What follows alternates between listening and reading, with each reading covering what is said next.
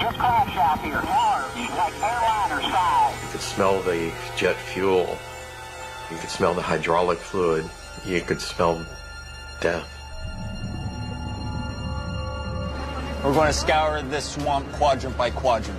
NTSB investigators face an unprecedented challenge. My first thought is, how am I going to pull this off? It's up to Greg Feith and his team to figure out why ValuJet Flight 592 erupted in flames. Fire! Just minutes after takeoff. Okay, let's start it up. We had a raging fire. We almost destroyed their test facility. The Secretary of Transportation lost his job. The administrator of the FAA lost his job because of this one accident. Completely on fire.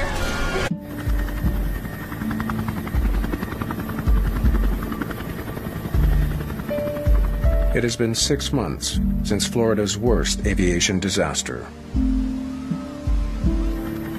ValuJet forced many people in this agency to ask some very tough questions. Federal hearings into the fiery crash of ValuJet Flight 592 are filled with controversy and recrimination. I'm the mother of the captain of ValuJet 592, Captain Candlin Chamberlain Kubek, and I am very angry. This was one of these historic cases that had a tremendous amount of public attention and public concern. I have always thought this crash was very preventable and very senseless. ValuJet 592 fell out of the sky because of a complete breakdown of the system. The Federal Aviation Administration is under attack for failing to implement safety recommendations made 8 years ago after another onboard fire. In 1988, an American Airlines crew managed to land their burning DC-9 and save the lives of all 120 passengers. Had the Federal Aviation Administration required fire and smoke detection and/or fire extinguishment systems as the Safety Board recommended in 1988, ValuJet Flight 592 would not have crashed. The 105 passengers that were put in danger by that bureaucratic failure 11A and B boarded a ValuJet DC-9 on the morning of May 11th, 1996. Flight 592 is a short 1.5-hour trip from Miami to Atlanta, Georgia. Let me help you with that.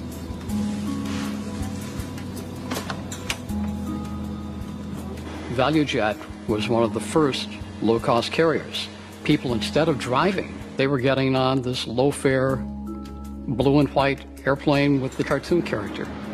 There's some little hair tips in there, too. It's the crew's second flight of the day on this plane. Commanding Flight 592 is 35-year-old Candlin Kubek. Captain Kubek is an experienced pilot with nearly 9,000 flight hours. Okay. The first officer is a former Air Force pilot. 52-year-old Richard Hazen. Clear to start? Received. Shoulder harness? On. Parking brakes? On.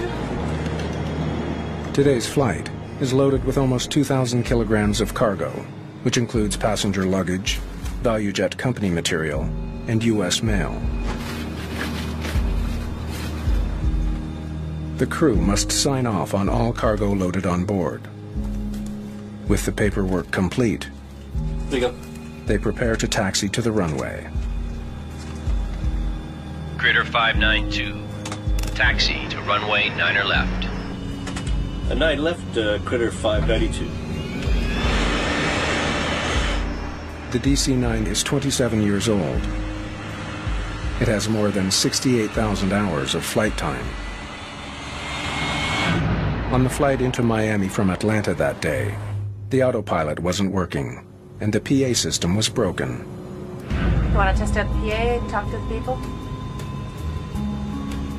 Ladies and gentlemen, from the cockpit, we are in a hole right now for crossing traffic on the ground. Mechanics in Miami were able to fix the PA.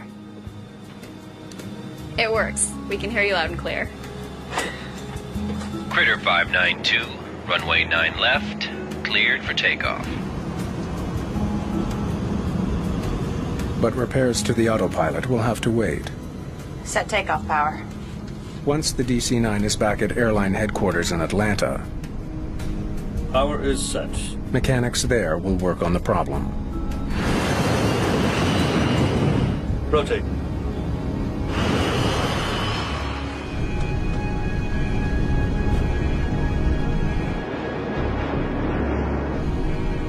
The sky was relatively benign that May day, and they were just looking forward to getting home. Positive rates. There was no portent at all about that flight. Gear up. Without the autopilot, the pilots will manually fly the aircraft for the return flight. It's an inconvenience, but not all that unusual, nor unsafe.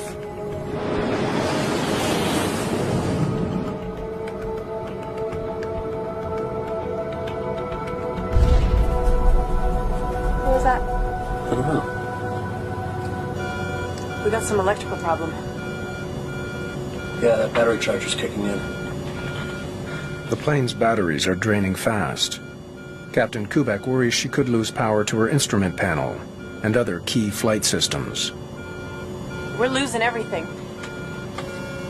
Just 6 minutes after takeoff, the crew is facing a barrage of failures. Critter 592, contact Miami Center on 13245. So long. Controllers in Miami believe Flight 592 is safely on its way to Atlanta. But in the cockpit, Captain Kubek decides to turn around. We need to go back to Miami. Do you smell smoke?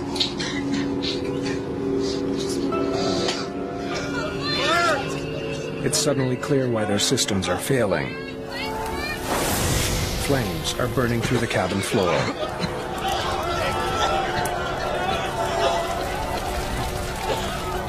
.592 needs immediate return to Miami. Kubek has to get the burning plane on the ground as quickly as possible. You can only shed altitude so fast. You point it down much more than 5 or 6 degrees, and all of a sudden you can become in an overspeed situation. You can stress the aircraft, and you don't want to do that. Roger, Critter 592. Turn left, heading 270. Descend and maintain 7,000 feet. What kind of problem are you having? Fire! Smoke in the smoke in the cabin. Okay, roger that. First officer is handling the communication. The captain is handling the airplane. They want to try to get on the ground. They're working in a coordinated fashion. Classic cockpit resource management. Nobody is panicking. Nobody is throwing in the towel. What altitude? 7,000. Captain Kubek throttles back in an attempt to descend, but the left engine doesn't respond. It stays at climb power. As the right engine slows, the plane banks to the right. She discovers her ailerons still have life and manages to stabilize the plane. That was a good crew up in the nose of that airplane. Passengers are in a desperate fight for survival, but there's no escaping the onboard flames, which are burning at over 1,000 degrees Celsius. Toxic smoke is filling the entire cabin. This is heavy, poisonous smoke. People are breathing it in. When a fire is on board, there's a real sense of helplessness. There's a limited number of things you can do. Take short breaths. Less than 10,000 feet above southern Florida, Captain Kubek has the plane in a tight turn back to the airport.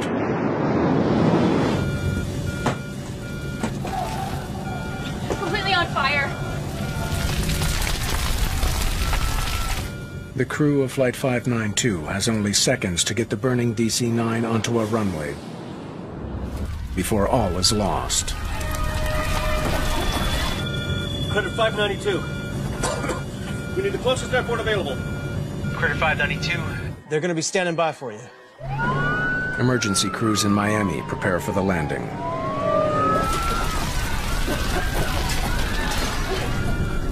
The airplane starts losing altitude progressively. The airplane is out of control. first officer's request for an alternate airport are the last words controllers hear from the crew. The DC-9 plummets toward the ground at over 700 kilometers per hour.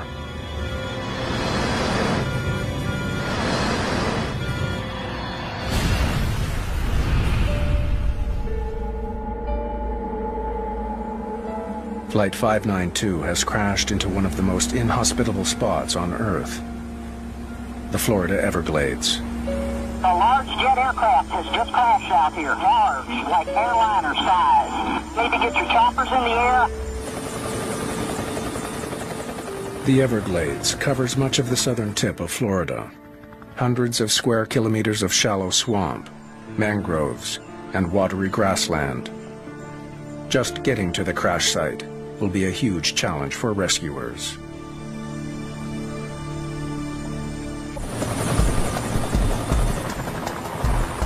Miami-Dade police helicopters find the wreckage of ValuJet Flight 592 in swampland, far from the nearest highway.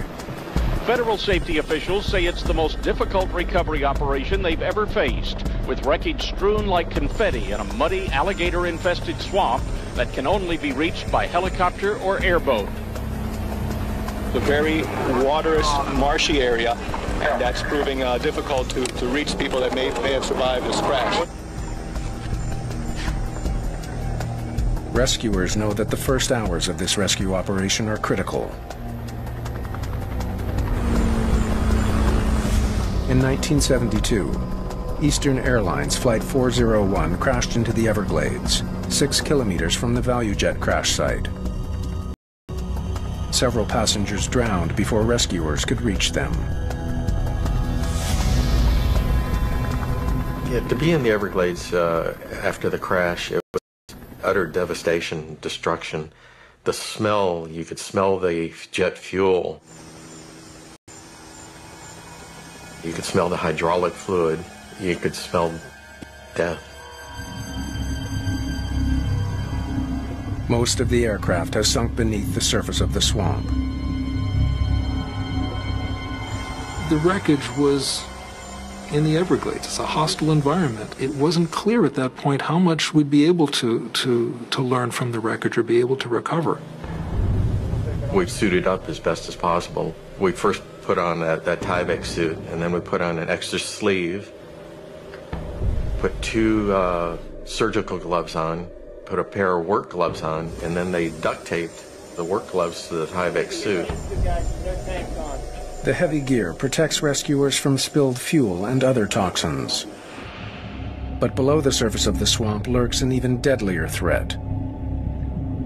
They had to have a sharpshooter on top of the airboat at all times. The crash site is a nesting ground for alligators.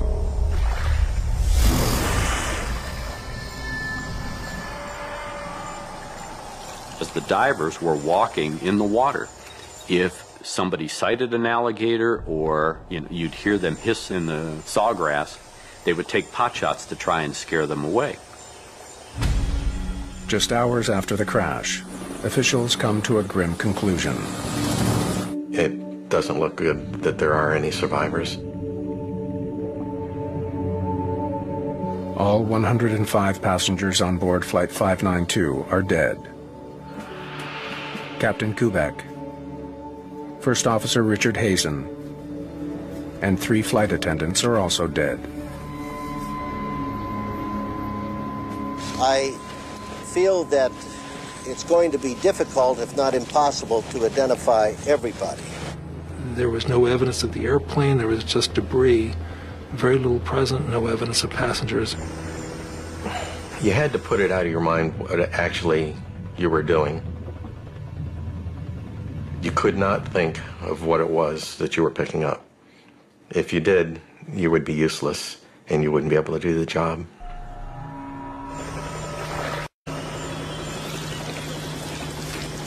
My initial reaction in a situation like that is just, it's anger.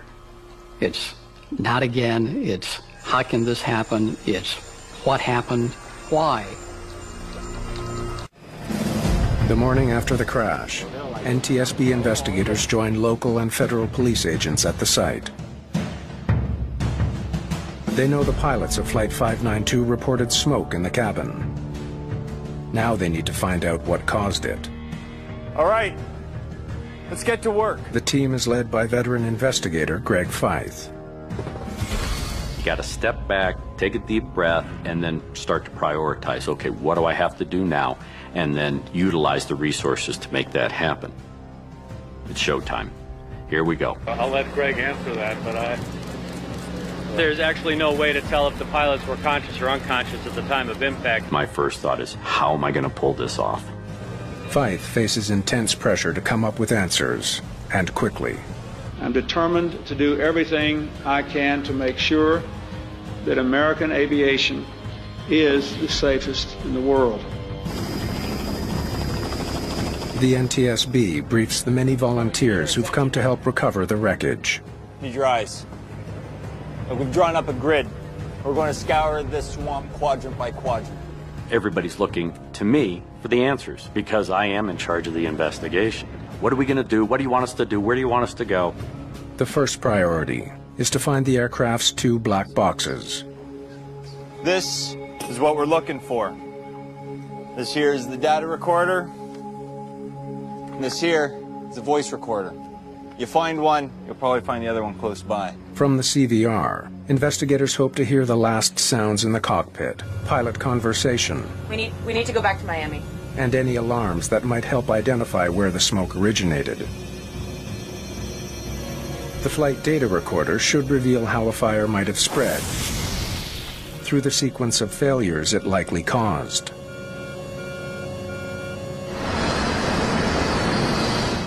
Each box holds clues that could help investigators uncover the precise cause of the crash. If you find one, cold beer's on me. The black boxes emit a constant radio signal. Searchers will use a sonar scanner to pick up that signal. How soon can we get out there with the sonar? Sonar's on its way. They'll be able to pick up those pingers to hopefully identify where, in fact, those boxes lie in the wreckage. But Navy technicians soon find that their sophisticated gear is no match for the Everglades. Side scan sonar didn't work because the sawgrass is so dense it can't see through the sawgrass. What really worked for us was going back to the basics. We had a line of what we called divers that had to walk basically shoulder length apart, and we would cover specific areas, probing till we hit something hard. It ended up being human power that really helped us recover better than 75% of the aircraft. As the Everglades search continues, investigators in Miami dig through Flight 592's records, looking for clues as to what might have caused a fire. They soon learn that the flight was delayed earlier in the day due to minor electrical problems. The find raises concern that an electrical fire brought down the plane. We were looking at any explanation. There could have been a fault in the wiring or a short circuit, and we realized it's going to be a very difficult investigation. Recovery teams continue to battle intense heat.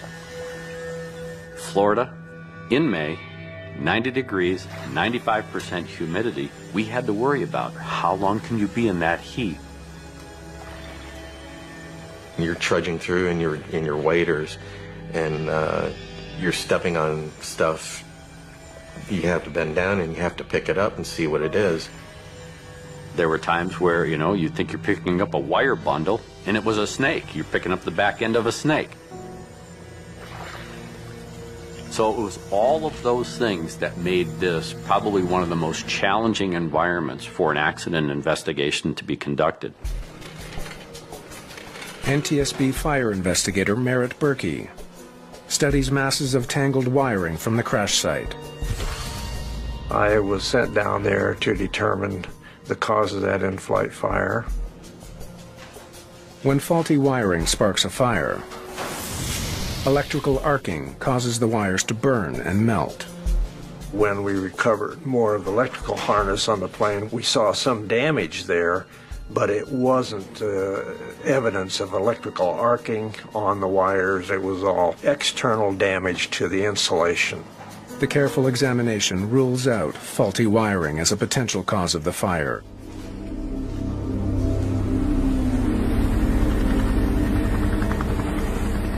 Another challenge. The Everglades is not a stagnant swamp. It has a current that flows out to sea. One of the unique things about the Florida Everglades is that it's water, and it's constantly in motion. That current makes the job of tracking down aircraft debris even harder.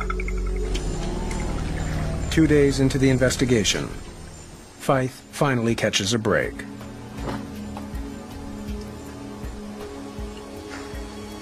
A hot damn. We found ourselves a box. It was sitting on the bottom in the mud, partially submerged under about 3 to 4 feet of water. One of the Metro-Dade Police Fire Rescue folks was walking their grid and actually stepped on one of the orange boxes. The whole accident site, all of the investigators, everybody comes to a halt as soon as the word spreads that we think we got a recorder. Officials wasted no time bringing it out of the swamp into a police car and onto a plane for Washington. The aging DC-9 was equipped with a primitive FDR. It recorded only 11 flight parameters, compared to the hundreds recorded by modern units. But the next morning, when Fife studies the preliminary results from Washington, he finds a clue that may point to the origin of the fire.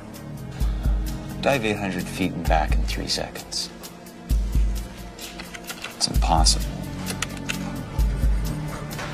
The FDR recorded a sudden increase in air pressure. What we found on the flight data recorder that records the parameter of the static pressure was that there was a bump. It spiked briefly and then went back to a nominal value. Sensors on the fuselage measure outside air pressure. Normally, the pressure decreases with altitude. But as Flight 592 was climbing, the pressure briefly went up, not down. A DC-9 cannot dive and climb that quickly. The numbers don't make sense. Look at this. We really didn't know we theorized about a variety of different things. Could have been an explosion on board. A shock wave moving outward from inside the aircraft can cause a sudden spike in external pressure. And of course you start thinking, an explosion could do that. So do we have a bomb?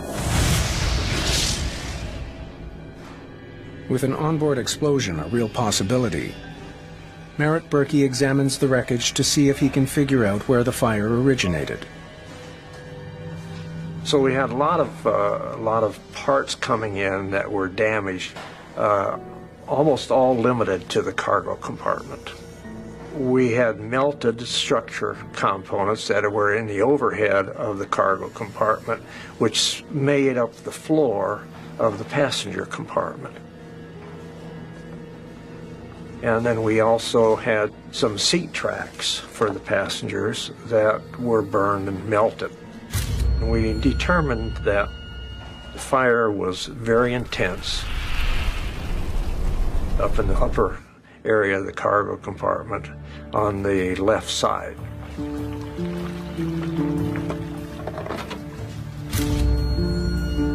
Berkey makes an unusual discovery. It's stainless steel. You don't normally see burned stainless steel in flight fire. Planes are made of lightweight material, like aluminum and titanium, not stainless steel.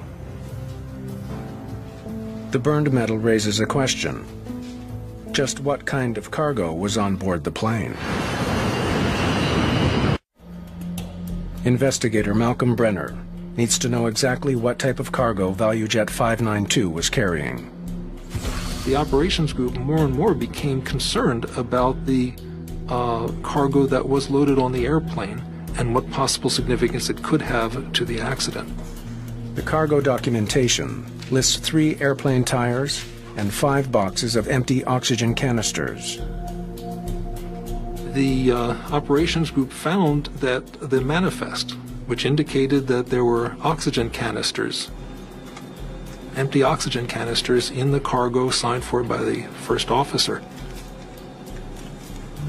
There you go. When Greg Feith was available, I briefed him. Okay. Company material, 3 aircraft tires, and 5 boxes of parts.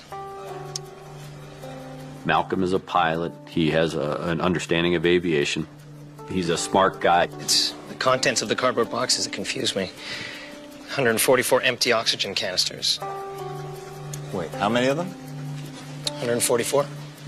An oxygen canister is a green bottle, very large bottle, that supplies oxygen to the flight crew and the passengers. There's no way, Malcolm. You can't fit that many on the plane. We all took a pause and said, why would you be carrying 144 of these big green oxygen cylinders?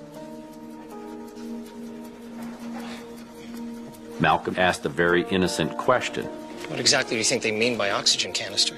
And that's really what triggered the investigators to step back and say, we need to verify exactly what was meant.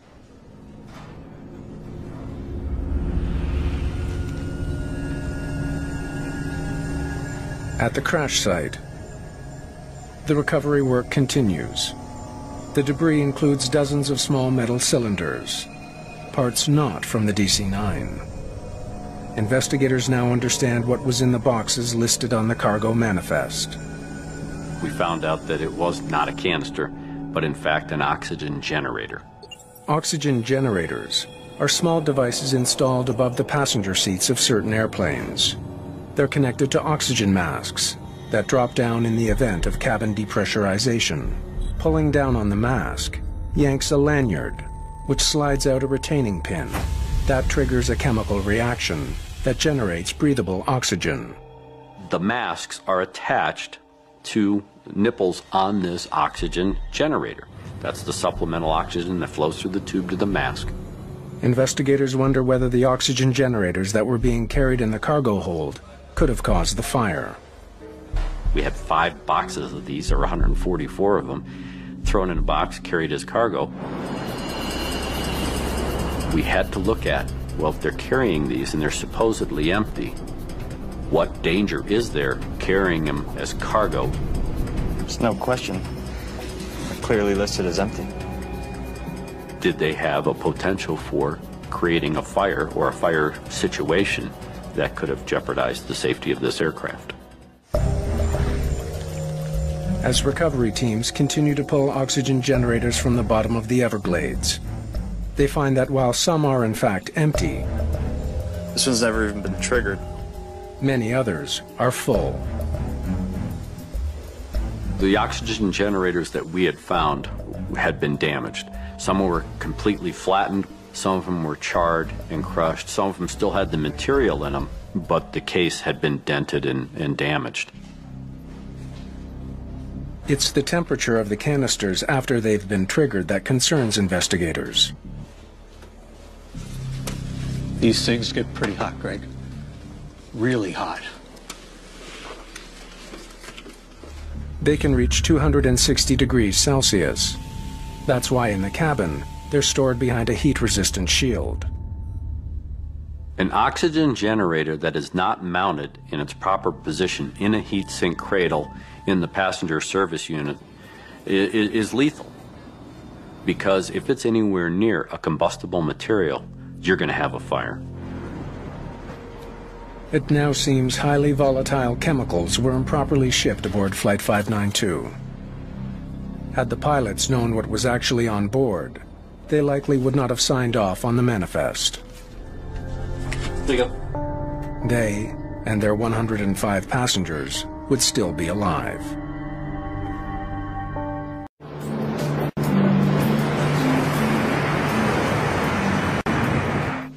Four days after the crash of Flight 592, hazardous materials specialist Jim Henderson joins the team. Initial documentation that we were looking for was the records of where the chemical oxygen generators had come from, how they got on the airplane. Henderson reviews the history of the ValuJet fleet. We found out that ValuJet had recently purchased 3 airplanes from other carriers. Well, I think I know where they came from. ValuJet's work order on these airplanes basically were to open the plane up, find out what the dates were on the generators. Oxygen generators have a shelf life. To meet federal safety standards, any out-of-date generators on the recently purchased planes needed to be replaced. That job was given to a company called SaberTech. We spoke to the maintenance personnel primarily to find out how these were handled. Thanks for taking the time. The chemical oxygen generators had been removed from an airplane. We wanted to make sure that they were handled in accordance with their work cards. Henderson learns that SaberTech removed 144 oxygen generators. Most of them were out of date, but still full.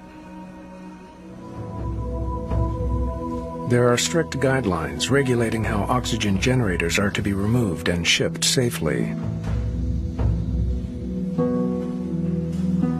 The work orders basically described how to take them off the aircraft and how to replace the new generators on the aircraft. Once removed from the aircraft, one of the safety precautions is to replace the safety cap that keeps it from accidentally activating. It says we should put shipping caps on them. Do we have any? Many of the mechanics realized how dangerous they were. The mechanics recognized the need for safety caps. Several mechanics told us in interviews that they had advised their supervisors of the need for safety caps. They look like this. Did you see any? No, they didn't have any. And you can't take them off the new ones. Henderson learns that since they didn't have protective caps, SaberTech mechanics improvised.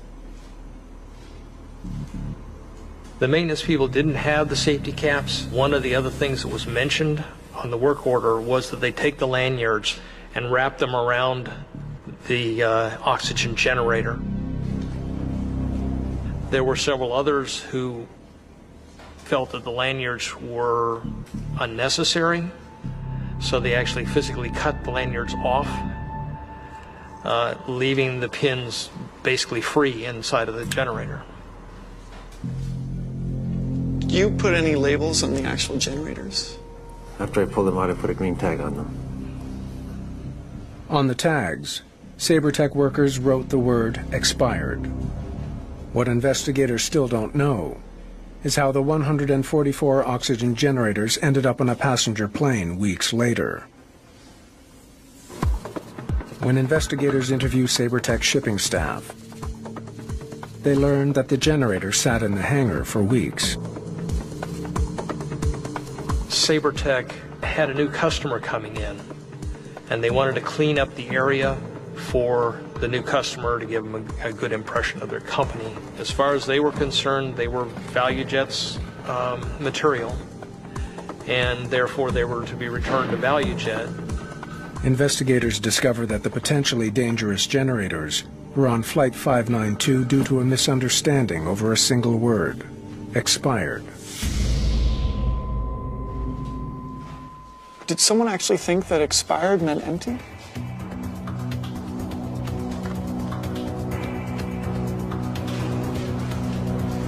The shipping papers describe the oxygen generators as oxy, or XY for oxygen, canisters, and then the word empty.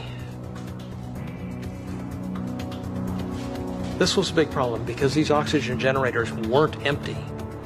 They had expired, but expiration just meant that they had exceeded their shelf life.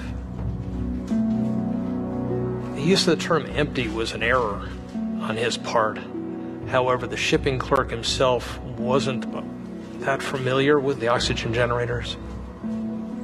They were still capable of generating oxygen. They hadn't been properly safed. They hadn't been properly packaged. So we were really concerned that this might be either what caused the accident or what made the fire worse. On May 11th, 1996, airport workers loaded potentially flammable cargo onto ValuJet 592. However, the DC-9's cargo hold is specifically designed to contain a fire. regulations required that the cargo hold be airtight. If, in fact, you do have a fire in that cargo hold, it'll burn itself out because it's airtight. But would a cargo fire burn out if the cargo itself produced oxygen? We knew about the oxygen generators. We knew the potential they had for being a fire source, but we didn't really know, in the grand scheme of things, their real potential for bringing down an aircraft. At an FAA fire test facility, okay, let's do this. They hope to recreate the fire that consumed Flight 592. 1 minute to ignition. We had to trigger one of the oxygen generators manually.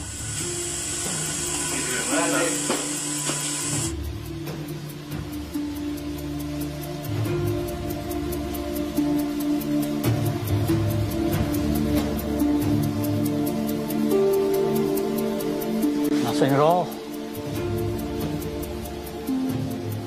We didn't really get much of a fire. An activated oxygen generator isn't enough to set fire to the cardboard box it's packed in. So how did these things start a fire? NTSB investigators are back at square one. They can't prove their theory.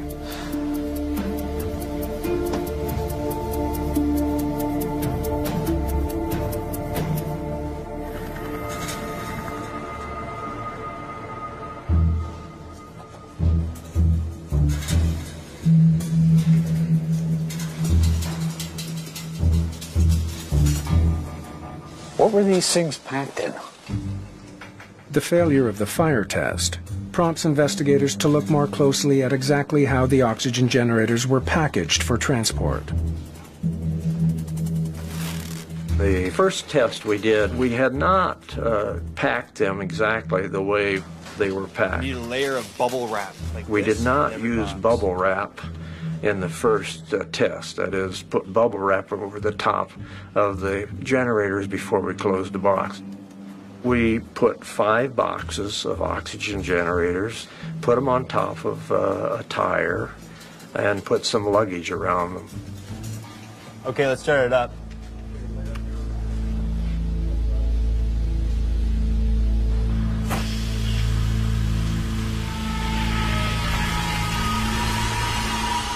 It made an unbelievable noise. It was a high-pitched scream. We all looked at each other. We were kind of startled. I mean, the sound was deafening.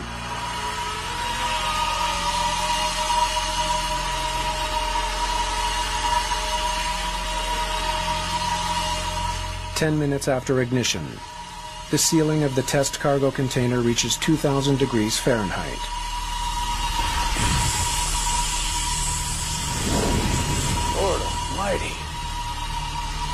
We almost destroyed their test facility. After 11 minutes, it exceeds the capacity of the monitoring equipment. All right, let's get that fire out. We had a raging fire, and none of us had expected a fire to be that big and that hot. And it was just amazing to see how disastrous, how destructive something this long and that big around could be. The experiment supports the NTSB theory. Improperly packaged oxygen generators caused the crash of ValuJet 592. Even in an airtight cargo hold, the fire would have burned fiercely enough to bring down the DC-9. The problem with Flight 592 is that you defeat the intended purpose of the Class D cargo hold, because even though the hold may be airtight, you've got 144 sources of oxygen in that airtight container.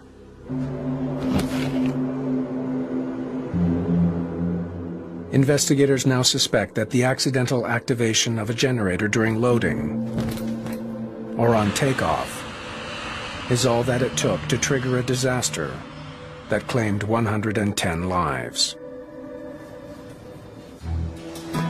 With the help of the plane's flight recorders, oxygen generators are loaded sometime after 1300. Investigators are able to reconstruct the final moments of ValuJet 592. Plug and brakes. Gear up. There was a muffled bump or thump. that had come off the cockpit voice recorder, which prompted the captain to ask, What was that?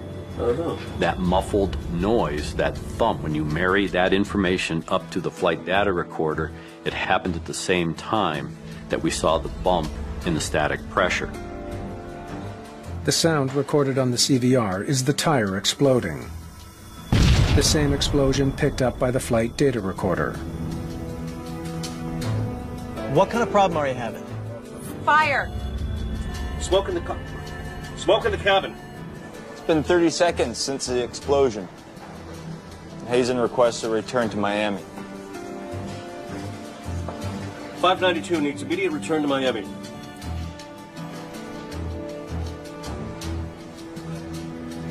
We can hear a lot of background noises. We have the flight attendant coming up front. Completely on fire. She's talking about how bad the fire is, and the last part of it is silent. And then nothing.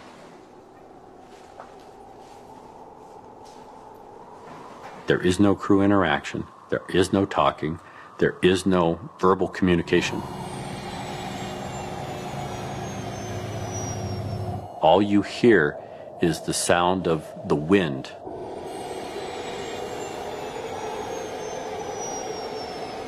It indicated to us that whatever was happening was fast, incapacitated the flight crew to the point where they were unconscious. It only took 3 minutes and 42 seconds for the fire to bring down the plane.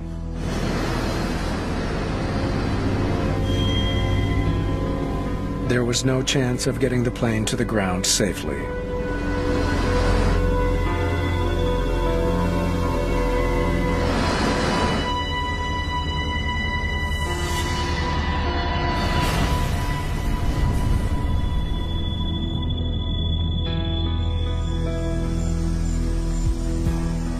In the wake of the accident, the FAA grounds ValuJet indefinitely.